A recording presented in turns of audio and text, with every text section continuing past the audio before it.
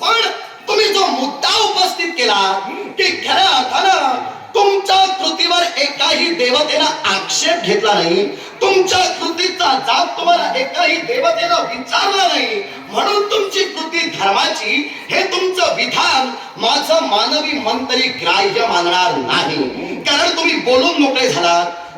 विश्वात नियतीचा नियम आणि काळाचा कायदा अमान्य करण्याचा अधिकार कुणाला नाही. ठीक, नियतीच्या नियमानुसार आणि काळाच्या कायद्यानुसार जर तुम्ही वागलात तर माझ्या बंधूला नियतीच्या नियमानुसार त्याच्या नशिबी संतती योग नव्हता. मग संतती योग जर नव्हता तर तुम्ही नियती बाह्य वागून माझ्या बंधूचं जीवन सुखी करू नका. माझा बंधू निसंतान राहू दे. पण माझा बंधू निसंतान राहिल्यानंतर कालपुरुष देवते तुम्ही यतिवेश धारण करा, माझ्या बंधू पर्यंत चला आणि माझ्या बंधूचे दोन्ही हस्त तोडून घेऊन या. ही विधान काय नियतीने रेखाटली होती? जीवनात जे लिहिलंय भई ते चुकेल कदा काळी. ज्याच्या नशिबात जे लिहिलंय त्याचा विश्वास घडला जात आहे. पुन्हा पुन्हा तेच सांगू नका. नियतीचा नियम, काळाचा कायदा, विधीची विधानं या गोष्टी मी मान्यच केलेल्या आहेत. विश्वात नियती ही एक स्त्री आहे. नियती स्त्री जरी असली तरी तिच्यावर प्राकृत स्वरूपी वावरणाऱ्या परमेश्वराचं आधिपत्य आहे. या प्राकृत स्वरूपी वावरणाऱ्या परमेश्वरानं नियतीरूपी स्त्रीला वचन दिलेलं आहे की मी तुझ्या कोणत्याही कार्यात हस्तक्षेप करणार नाही. म्हणून नियती जो न्याय करेल आणि काळ जो कायदा मान्य करेल तो देवाधिकांनाही बदलता येत नाही. पण तुम्ही तुमच्या मोठेपणासाठी, तुम्ही तुमच्या स्वार्थासाठी नियतीच्या नियमात, काळाच्या कायद्यात कधीच बदल केला नाही. ती काय स्पष्ट म्हणजे मी स्पष्टच बोलतो. माझी विधानं वाऱ्यावरची नसतात. मी जे बोलतो ते पटवून देण्याची हिंमत माझ्यात ठेवतो. स्पष्ट करून सांग म्हणून सांगितलं म्हणून आता मुळात जाऊन तुम्हाला सांगतोय तुम्ही पाय फक्त जागेवर ठेवून राहा. खूप छान. कालपुरुष देवते ऋषी विश्वनर आणि देवी स्तुतिस्मती, ऋषी विश्वनर आणि देवी स्तुतिस्मती यांना निसंतान राहण्याचा शाप होता. त्या योगे त्यांच्या कुशीकुलात संतती योग नव्हता. त्यांना संतती सुखाची प्राप्ती झाली नव्हती. तेव्हा ऋषी विश्वनर आणि देवी स्तुतिस्मतींनी शिवशंभू महादेवांची भक्ती केली. शिवशंभू महादेवांची भक्ती करून शिवशंभू महादेवांना प्रसन्न करून घेतलं. आदिपुरुष प्रसन्न झाला आणि त्या भोळ्या देवानं देवी स्तुतिस्मतींना आशीर्वचन दिलं. देवी पुत्रवती भव या आशीर्वादानुसार देवी स्तुतिस्मती यांच्या कुशीकुलात एक पुत्र जन्माला आला. त्या पुत्राचं नाव म्हणजे ग्राह्य प्रत्याग्नी. हा पुत्र ज्यावेळी जन्माला आला त्यावेळी नियती बाह्य घटना घडली म्हणून तुम्ही देव त्या ग्राह्य प्रत्याग्नीच्या जीवावर उठला होता. पण आदी पुरुषानं मध्यस्थी केली. हा शिव प्रसाद आहे. हा माझ्या आशीर्वादायोगे जन्माला आलेला आहे. तेव्हा 18 वर्ष तरी या पुत्राचं संरक्षण मी करणार. याला काळाची भीती नाही. तेव्हा तुम्ही देवता थांबलात, तुमचं एकमत केलात आणि शिवशंभू महादेवांच्या शब्दाला मान्यता दर्शविण्यासाठी त्याला 18 वर्षाचं आयुष्य तुम्ही प्रदान केलात. पण याच ग्राह्य प्रत्याग्नीनं त्या 18 वर्षात काय केलं? समस्त सृष्टीचा जर विचार केला तर समस्त सृष्टीतील प्रमुख घटक म्हणजे पृथ्वी. या पृथ्वीचे 10 भाग केले गेले.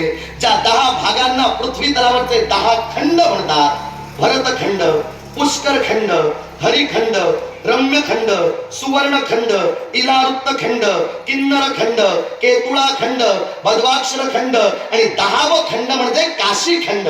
या काशी खंडात याच ग्राह्य प्रत्याग्नीनं अग्निश्वर नामक लिंगाची प्रस्थापना केली आणि या अग्निश्वर लिंगाला हा ग्राह्य प्रत्याग्नी घट्ट मिठी मारून राहिला. तेव्हा नियतीच्या नियमानुसार आणि काळाच्या कायद्यानुसार वागणारे जर तुम्ही देव तर 18 वर्षाचं आयुष्य त्या ग्राह्य प्रत्याग्नीला तुम्ही प्रदान केला होता. या घटनेला आता कित्येक काळ उलटून गेला, कित्येक कल्प झाली. मग 18 वर्षाचं आयुष्य प्रदान असणारा हा ग्राह्य प्रत्याग्नी अजून तर जिवंतच आहे. आता तुमचे नियतीचे नियम आणि काळाचे कायदे कुठे आहेत? आता ऐकून घे. बोला. आता तुम्ही फक्त बोला, मी ऐकणार आहे. फक्त थोडक्यात माझं वक्तव्य पूर्ण करतो. मुद्दा मी ठोस उपस्थित केलेला आहे. तेवढं ठोस आणि सत्यच मला उत्तर द्या. बाजू जर मारला कसा तुम्हाला बांधतो ते बघा. शिवराज तेवढा ठोस पुरावा मी उभा करतोय. बोला. ज्या ग्राह्य प्रत्याग्नी बद्दल बोलतोय त्या ग्राह्य प्रत्याग्नीचे प्राण हरण करण्यासाठी जगाचा शाश्वत धर्म म्हणजे जेव्हा धर्म गेला असता जगाचा आदिपुरुष म्हणजे शिवशंभू महादेव यांनी मध्यस्थी केली. ज्या ती जगाच्या आदिपुरुषाने मध्यस्थी केली म्हणून त्या ग्राह्य प्रत्याग्नीचे प्राण त्या धर्मानं हरण केले नाही. आणि तुझ्या माहितीसाठी सांगतोय, ज्या आदि पुरुषाबद्दल तू सांगतोय, ज्याचा आदि पुरुषाचा निश्चित भक्त म्हणजे अयोध्येचा राजा शिवाय, त्याची पत्नी चांगुणा आणि त्याच राजाचा पुत्र म्हणजे तो चिलया, याच शिवाचे निश्चित भक्त, त्या शिवाचं नामस्मरण केल्याशिवाय अन्नाचा कणसकार पाण्याचा थेंबही त्यांनी कधी ग्रहण केला नाही. पण असं असताना सुद्धा याचा भोळा देवानं आपल्या भक्ताची कसोटी घेण्यासाठी यतिवेश धारण केला, आपल्या भक्तापर्यंत गेला आणि त्याच राजा शिराळ्याकडून त्याच्या पुत्राचा शिराचा छेदन करून घेतलं, नव्हे तर त्या शिराचा कांडण करून घेतलं. मग जगाचा आदिपुरुष यतिवेश धारण करतोय, या कालपुरुषानं यतिवेश धारण केला, अधर्म मुळीच नव्हे. कालपुरुष देवते मुळात आधी प्रश्नचिन्ह निर्माण झालं. ते प्रश्नचिन्ह कोणतं ते सांगतो. तुम्ही काय बोललात?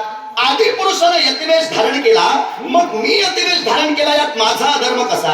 आदी पुरुष जर यतिवेश धारण करू शकतो तर मी केला, यात माझं काय चुकलं? हा प्रश्न एका मानवाला तुम्ही विचारणं आधी योग्य होतं का?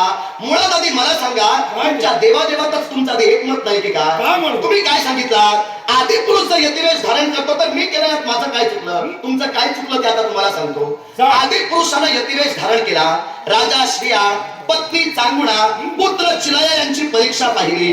चांगुणा देवींनी चिलया बाळाच्या शिराचं कांडन केलं, भोजन वाढलं गेलं. पण ज्यावेळी राजा श्रियाळ सत्व परीक्षेत उत्तराई ठरले, त्यावेळी शिवशंभू महादेवांनी तात्काळ यतिवेश सोडला.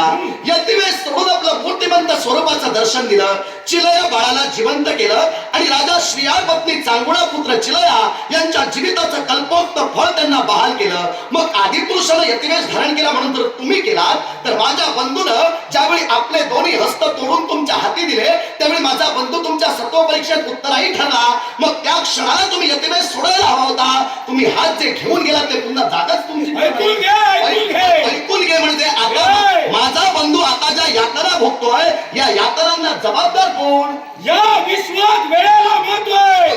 पुन्हा ऐकून घे. ज्यावेळी शिवशंभू महादेवांनी यतिवेश सोडला, त्यावेळी ती वेळ योग्य होती. तुझ्या बंधूचाही असतं, पण केव्हा? ज्यावेळी योग्य वेळ येईल तेव्हा. योग्य वेळ येईपर्यंत माझ्या बंधूनं असंच राहावं का? शिवव्रत मी प्रथमच सांगितलंय, ज्याच्या नशिबात जे आहे ते त्याला भोगलाच पाहिजे. नशिबाचं टोक पुढे केलं आणि तुमची बाजू तुम्ही मारलात. मी एकच तुम्हाला सांगतोय, माझा वाद तुमच्याशी नाही, माझा वाद तत्वाशी आहे. माझा बंधू आज अनंत यातना ज्या भोगतोय, या तुमच्यामुळे भोगतोय. तेव्हा कालपुरुष देवते, तुम्ही माझ्या बरोबर चला, माझ्या बंधूचे हस्त पूर्ववत करा, न पेक्षा तुमच्या विरोधात मी मारेल. लक्षात ठेवा. एक मध्य मानव या कालपुरुषासमोर यावा, आपल्या बंधूचे हस्त मागावे, या कालपुरुषानं साधी ते द्यावे. तुम्ही समजून चला. देव सुद्धा ज्यावेळी विवश होतील, त्यावेळी मानव आपल्या आत्मविश्वासाच्या जोरावर देवसंधान सुद्धा प्रतिकार करण्यासाठी सज्ज होतील. देवताची प्रतिकार तुला करायचं असेल ना, कुणाचे